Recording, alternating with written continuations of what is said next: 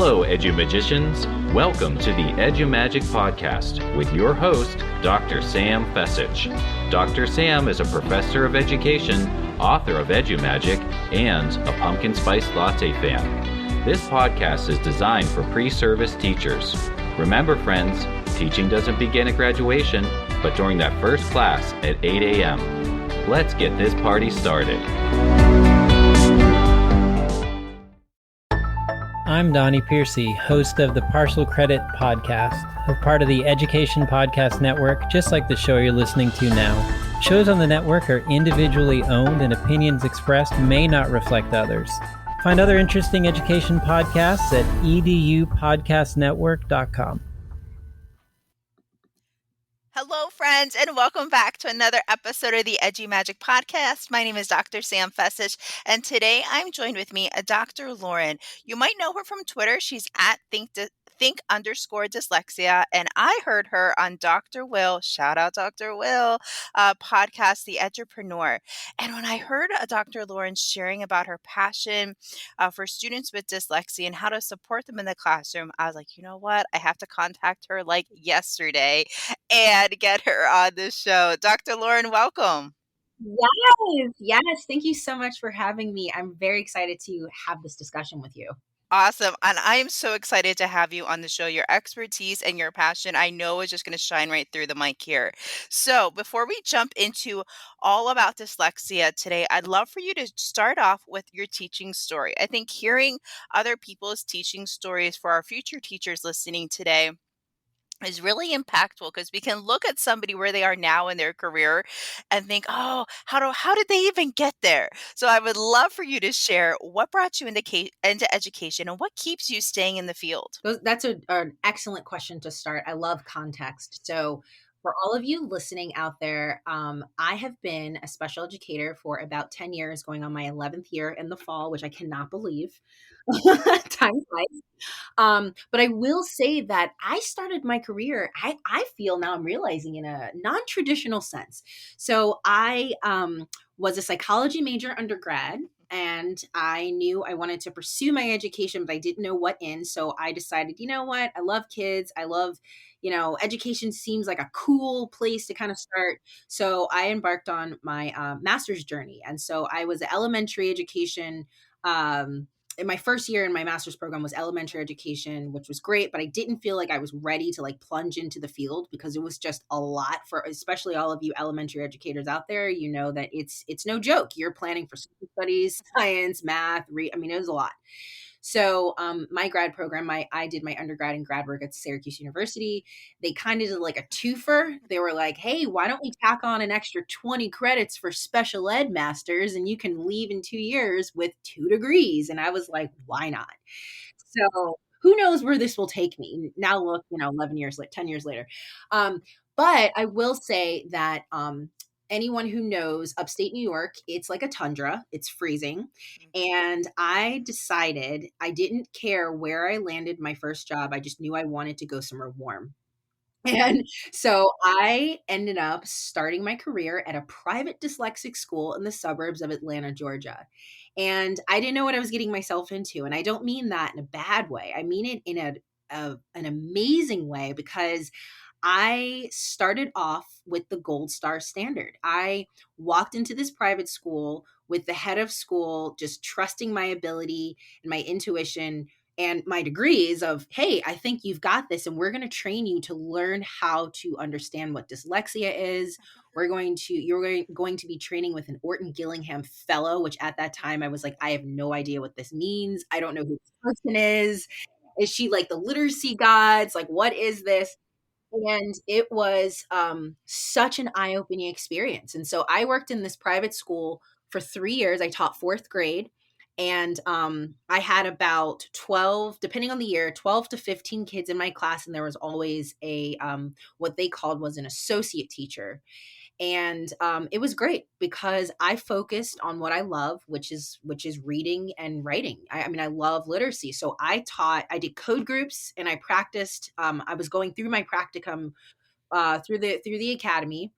And my co-teacher did the math groups, and I did social studies and a little bit of science, but it was amazing. And so because I'm actually from Maryland, I was a little homesick, and I was like, okay, this is really tough because I like working here, but I also kind of want to be closer to my family. So I ended up leaving that school. And then I moved back home, and I worked in a specialized private school in Washington, D.C., which is a premier private school for, I would say, kids with neurodiverse learning differences as well. And so I was hired because of my Orton Gillingham certification and training. And so there I taught third, fourth grade for a year. And that was probably one of the hardest school years. I almost felt like I was a first year teacher again. And I really, yeah, it was a lot. And if I really reflect back on it, it was, I'll say this: tuition was a pretty penny. Obviously, this was 6, 7 years ago, but it was almost like college tuition for elementary school kid. And, but I have to tell you, that was like a magical place for the kids and the families. So I had my own SLP, speech language pathologist, OT, occupational therapist, and a social worker in my assigned to my classroom.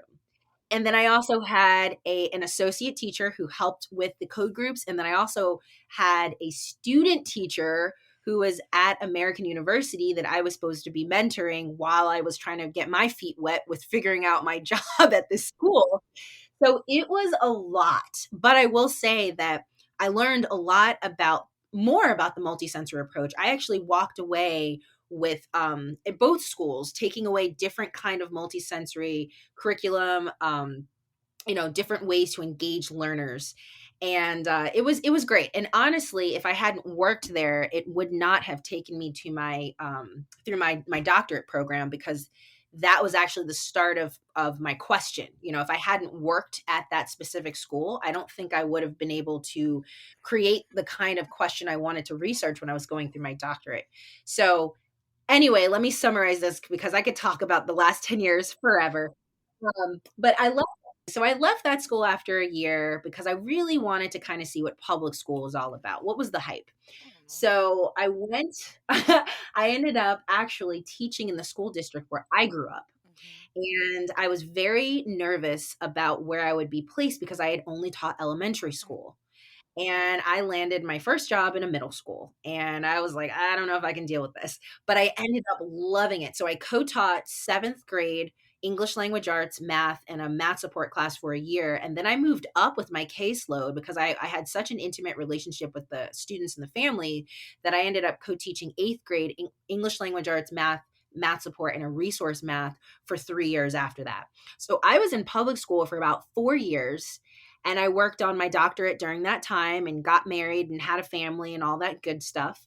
And it was awesome. And then I left that sector because I really wanted to make a systemic difference. And I worked at a nonprofit for a year, and COVID hit. And so when COVID hit, I realized a lot. I mean, I feel like a lot of us processed like what's important to us. What do we really want to do? When you're stuck and confined behind the same four walls all day and, for months, it really gets you thinking.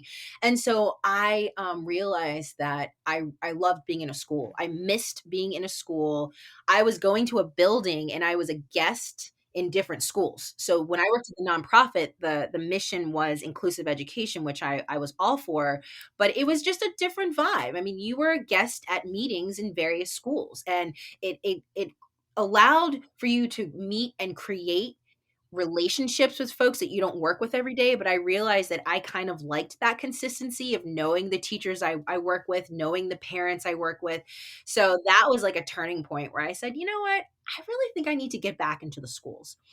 And so I did. And now I'm currently a learning specialist, which is like a special educator for the middle school at a private Quaker school in Baltimore, Maryland.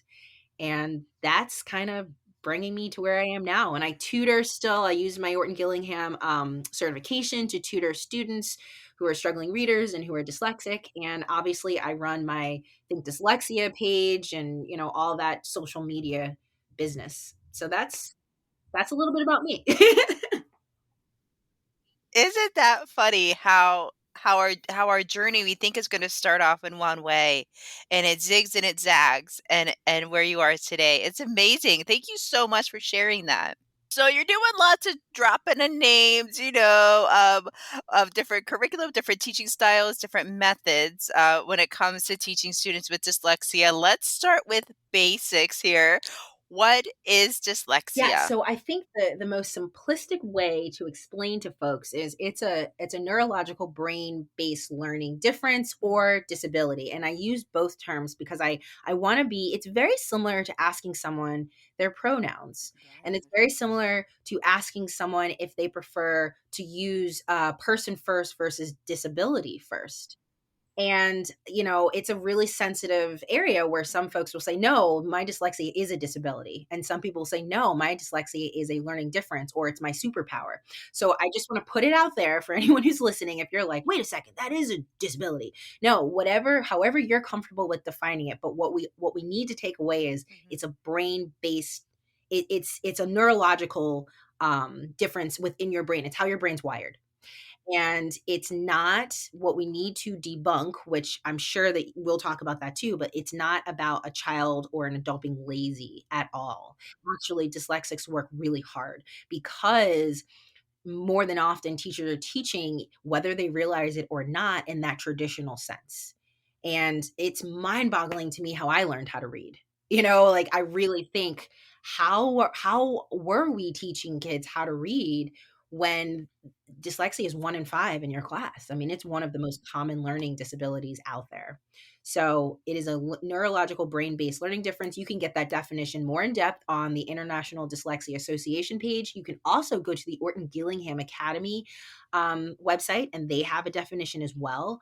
I would reference Yale Creativity. Trying to Yale has a dyslexia and creativity page where Dr. Shaywitz, I think, works with Yale. So anything there is credible, and anything from the Mayo Clinic is credible too.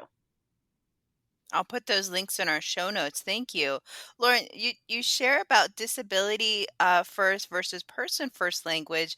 And as a professor of an intro to special ed class, we definitely discussed Yes. this. I'd love to dig a little bit deeper there. Can you differentiate between disability first versus person first language? Um, and and how, since this is more for future new teachers, how can a future new teacher ask, "Hey, what do you prefer?" Or is it just as simple as what do you prefer? Am I overthinking it? Right. And you know what? I have to say, going back 10 years ago, I specifically took a class about autism. And we were taught as pre-service teachers, it's person first language, person first language. It's Steve with autism. It's Ashley with autism. It's not that autistic person.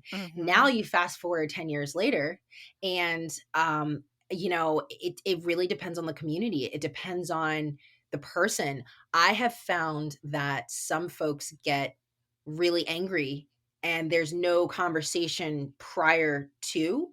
So if you don't know what you don't know, it can cause a little bit of friction. And so I Yeah. personally think the easiest way, it's kind of like when you meet someone and you having a great conversation and you don't know their name. Just ask, like,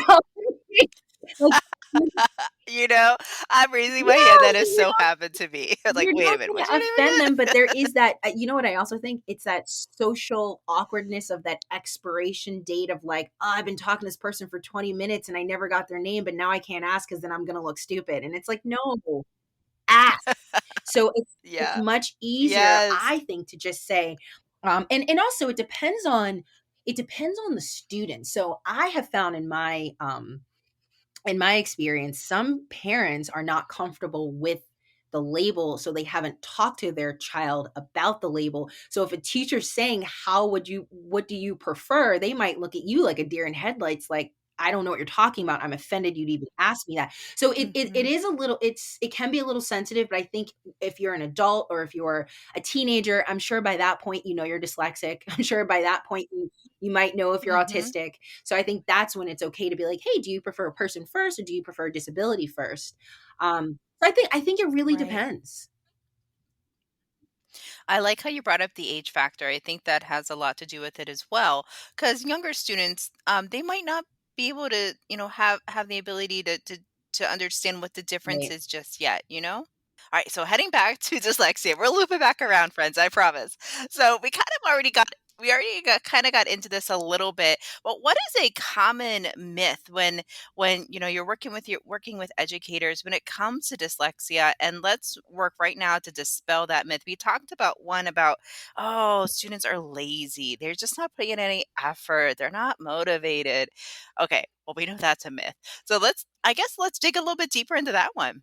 Yes. So I think a lot of the lack of motivation and laziness really, I mean, I really thought about this. I think it comes down to this. Teachers, okay, how do I unpack this? Because I have found sometimes when I post things, sometimes teachers are like, well, we're not the enemy. And it's like, I am not Uh, saying that you are the enemy at all. Here's the It's not about you. Exactly. This is actually a systemic issue. It's a systemic issue at the university level because pre-service teachers are not getting this training. And obviously, like I'm not a clinician. I can't diagnose, but I can tell you based on my experiences what are some early indicators or signs that I'm seeing and then I can reference you to Mhm, someone who can diagnose you. But I feel mhm. like when teachers are not equipped, and we know teachers, I mean, everyone during the pandemic saw just how hard teachers work when we're not Yes. equipped and then we are always getting attacked for things we aren't doing, it makes it worse. And so I think Mhm, it's easier to blame the child. I think it's easier to say, well, so and so is just lazy, or so and so is not reaching their full potential, or so and so is mhm, just, you start seeing behavioral issues. Well, they just mhm. don't want to sit down and learn. All of that is not true. It's just I guess I can equate it to if you're speaking to someone in a language they don't understand. Obviously, they're going Right. to be disinterested, walk away, might be a little rude, might laugh inappropriately. I mean, think of it, that's an extreme example, but I'm trying to give that connection of it really has nothing to do with any of that. It's just the teacher may not know what they don't know to know, hey, I think this is what's happening. Let me try to unpack this a little bit. Right. Right. And I really like how you focused in on that example of someone speaking a different language and not, being able to express or understand what's being spoken. It's not the fault of the Right. person at all. Right. Now you called you've used lots of different words there. Neuro wow, I'm having a hard It's time here. okay. Well, yes, Neurodiversity. mouthful. Yes. Neurodiversity. Um Orton Orson Orton Orton Gillingham. Orton Gillingham. And I believe you mentioned somebody else. Can we just unpack those really Yeah, quick? What each of those are, what each of those terms are, and who that researcher is, and all that good fun stuff. yeah, I am so sorry. I am just throwing a lot of language out there, and people are probably gonna be Googling us as we Oh yeah, they were like, wait, I gotta pause, gotta Google, and then exact come back. exactly. So, neurodiversity is a variation in the human brain that's regarding social interactions, learning, attention, mood. So think of things like, autism, Mhm, dyslexia, dyscalculia, dyspraxia, I believe is one as well. ADHD is one that I think gets not overlooked. That's the one that people think of probably the most because I think we're seeing a lot of that when really the deeper question is that the primary disability or is that the secondary disability, but that's the only one that we can actually identify. mhm. So, I mean, it's really about the brain, how your brain is wired. And I personally feel like if you go to a neuropsychologist, they can give you more of a detailed assessment to figure out exactly what it is that's going on. Not saying a psychologist can't diagnose that, but I always just feel like neuropsychologists understand the brain a little bit more in depth. So, yes, neurodiversity is think of a brain-based learning disability or difference, whatever, you prefer out there. Mhm. And Orton Gillingham is not a curriculum. That is important to debunk. There are a lot of folks out there. Well, first of all, I will say that there are variations of Orton Gillingham. So if you are hearing, and this is actually important for parents to hear, if you are hearing someone say, hey, I'm Orton Gillingham trained, because Orton Gillingham's such a buzzword right now, it's really critical for that parent to say, what level are you endorsed in through the academy? And that's a critical question. And the reason I ask that is because anyone, Uncle Bob down the street, can say he's Orton Gillingham trained. Well, maybe he took a 20, 30-hour course on on a weekend or in 3 days. Mhm. But who did you do that course with? Was it with an Orton Gillingham fellow? So Orton Gillingham is the gold standard. And I will tell you, it is a rigorous process getting into the academy. I mean, rigorous. That can be a whole different conversation for another time. But when you have a tutor that is certified through the academy at any level, associate certified or a fellow in training, you're getting the gold standard. So Orton Gillingham has actually been around for, gosh, I think about 100 years. The methodology has been used, but it's the kind of thing where it's not, I mean, it's now talked about a little bit more in the public school sector, but I'd never heard of it 10 years ago prior to working at this specialized school. And it was developed by two people, Samuel Orton, who I believe was a neuropsychologist, and then Anna Gillingham, I believe she might have been a speech pathologist. But they put together their expertise to create this approach, this methodology that's multisensory. And there are like 12 principles to the Orton Gillingham approach. So again, like I said, that's another conversation, but it's important for parents to know if someone says, hey, I'm Orton Gillingham trained, I can tutor your kid, you need to ask critical questions. And I would highly recommend you go through the academy to look for a tutor in your area, and someone will email you the list of the tutors in your area. That's how you know that you're getting a true Orton There Gillingham, you go. yeah, tutor. Yes. Oh, good. And can we put the link to that on our Yeah. website in the show notes? Yeah, absolutely. I think that that's really good to have that out there so parents have that resource. All right. So we talked through some terminology, so we're all good to go on that. Thank you so much, Dr. Lauren, for taking time to walk us through some of that, because I want our listeners to be informed about what we're discussing. And know these different terms. They might need it for an interview or a class, or just being a great teacher. We have future teachers going into field work or clinical, or maybe it's a short term or a long term placement, student teaching. What are some strategies that they can use to best teach students with dyslexia? You've talked about multisensory approaches. Would you be able to share a few different approaches that could work for some students? Sure. So I think the biggest thing that I can really offer is, regardless of what school district you're in, there are some school districts that are big on the science of reading, and there's some that just don't really broach that topic. You have to do your research. You need to understand that 1 in 5, depending on how big your classroom is, you might have 5 or 6 dyslexic kids in your class. You need to understand what dyslexia is. So that's why, Dr. Samantha, when you put these links in your show notes, this can be a great place for new teachers to kind of dig in and research. So I would say definitely know the beast. Really know what this means, and understand that it's multifaceted, and then also understand that. And this is a very general statement, but you've met one dyslexic, you've met one dyslexic. So what might work for this dyslexic may not work for the other. And also to know that it's a spectrum. So you might have someone who really just struggles with the phonological processing and awareness, but then you might have someone who typically you might think, wow, this kid can read amazing. What's the problem? But then the comprehension is not there. So I think it's really, really important to be open and to really take the time to unpack those resources. Actually, one of them, I know I didn't tell you, but I just want to reference this. So it's the Yale Center for Dyslexia and Creativity.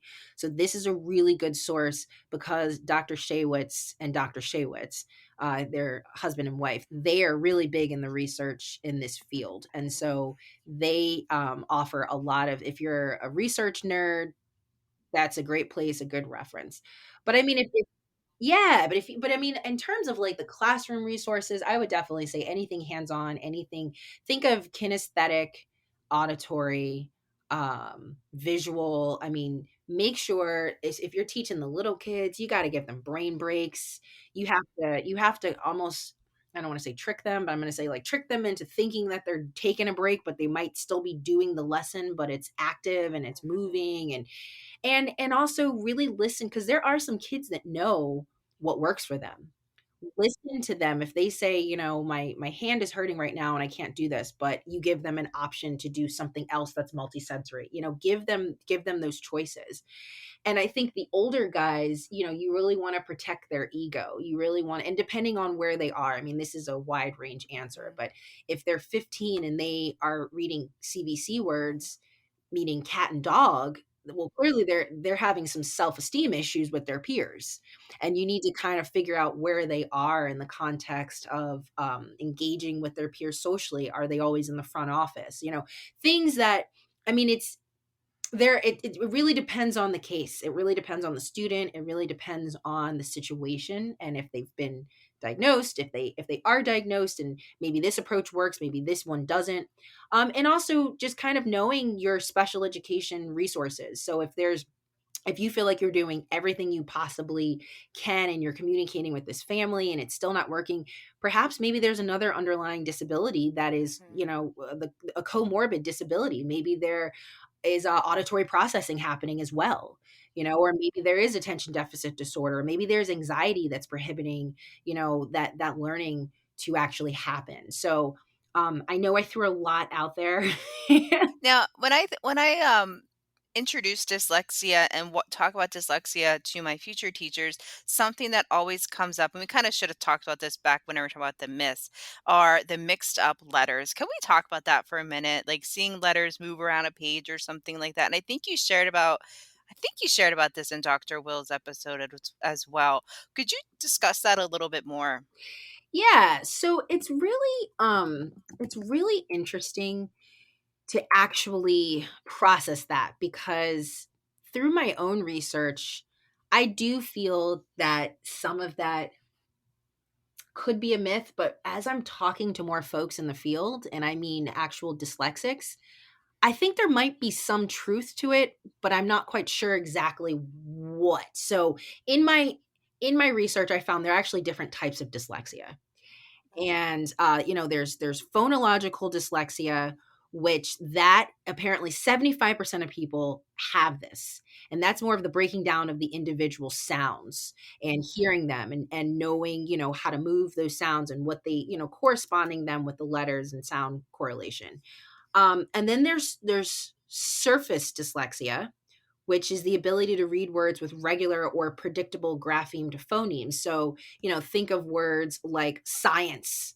You can't decode that. That's difficult. So that's a type of dyslexia. Then there's visual dyslexia. And so this is where I'm like, So this is a child experiencing a type of visual processing. So this is why sometimes you have ophthalmologists that are involved in this. So it means the brain doesn't receive the full picture of what the eyes are seeing. So that could mean moving words or missing or transposed or reverse letters. But I really think it depends on the individual, because I probably with I don't want to say every dyslexic I've worked with, but I would say for the most part, they struggle with reversals, B's, D's, P's, and Q's. Now, this is probably a part of the visual dyslexia, but I think the myth part is that these letters are coming off the page and just floating in the air. Like, that's the part where I think is a little insulting. I mean, correct me if I'm wrong, anyone out there listening, if that's what's happening to you, I apologize if I insulted you, but that's my perception when people are like, oh, isn't dyslexia just floating letters? And it's like, it's a little bit more than that. Yeah, I would agree it's more than that for Right. sure.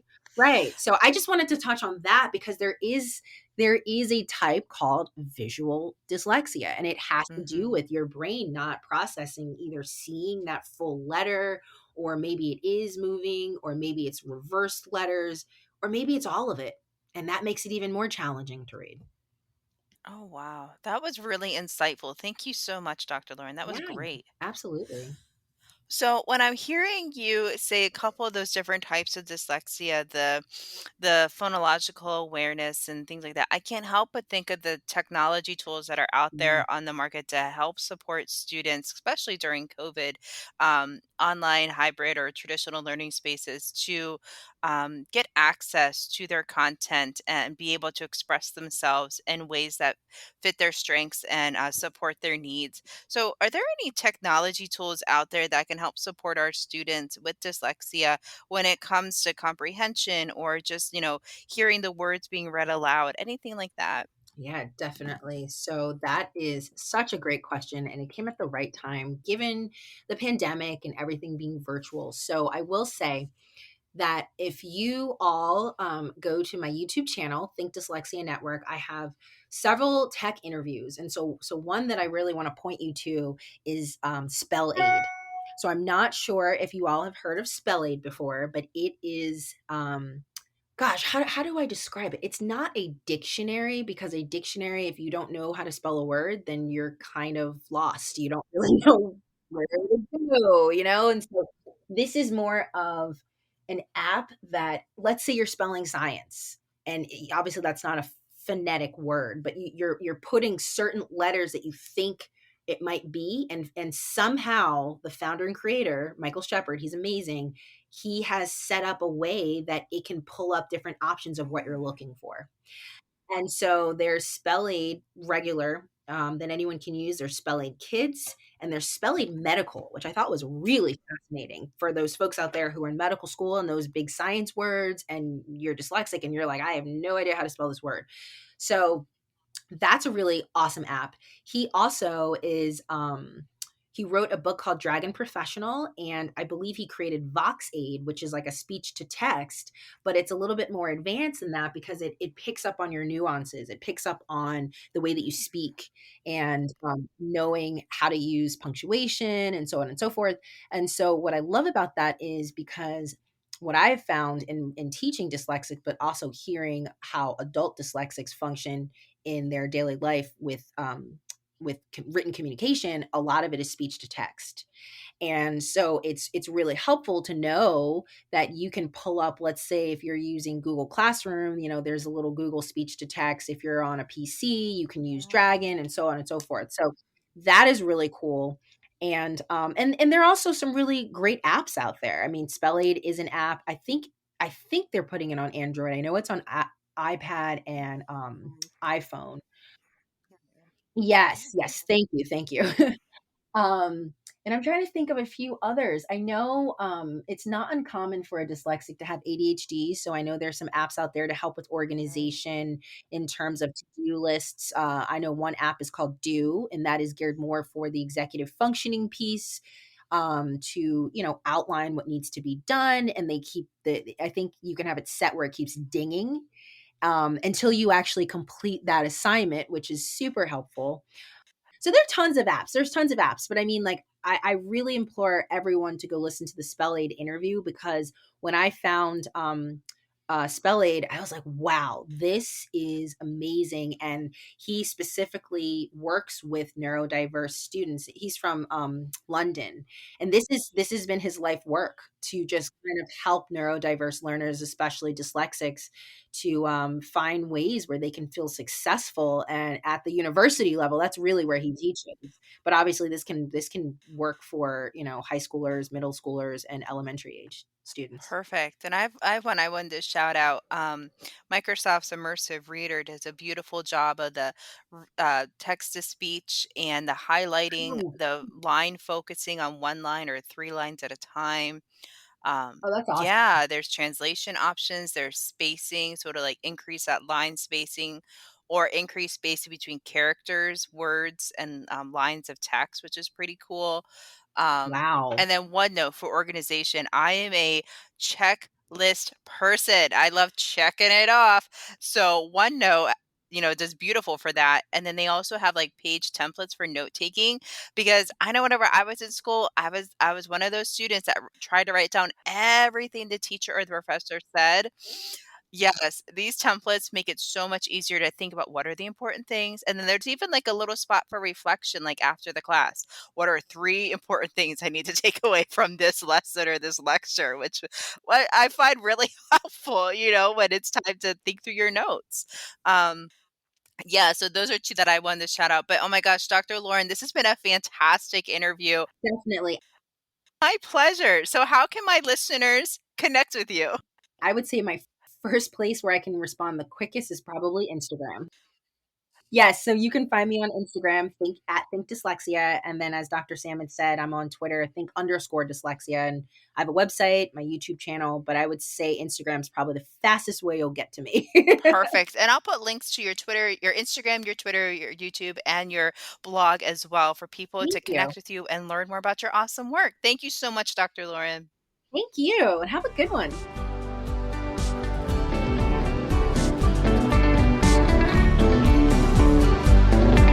And there you have it, EduMagicians.